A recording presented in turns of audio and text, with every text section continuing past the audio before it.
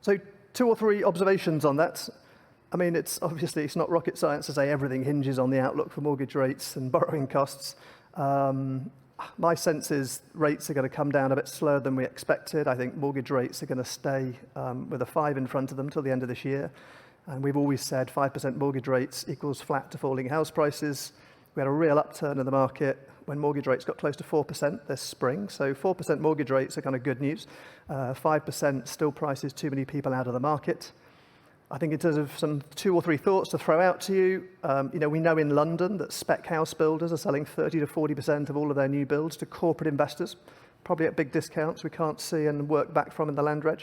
I personally think the big house builders building out of London are going to have to do way more investor sales in the next 2 or 3 years. So that's something to look out for. I do wonder whether the government, under extreme pressure, particularly from renters, might pull some tax tweaks out of the bag to support corporate demand, to keep builders building. All the big house builders in their end-of-year reports are talking about building 20% fewer homes next year, pretty much saying we're stopping building because the retail demand isn't there. But whether the government will do something to try and encourage more corporate demand and close the gap between what corporate investors want to pay and what a house builder wants to sell for.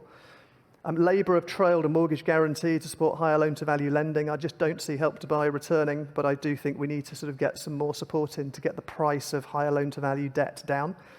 And I think overall, over the medium term, we're going to keep seeing a shift in what and where we develop. And I think it's inevitable we're going to see a shift back to urban, but urban's risky, complex.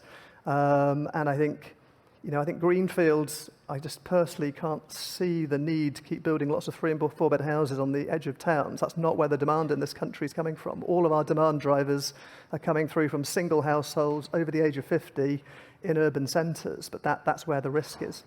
So some thoughts for you there. It's a sort of drawn-out recorrection is the best way I can describe it. I think it's painful, but it's going to be better than a massive 30% off house prices type recorrection. And no inflection, but a drawn-out recorrection is the summary.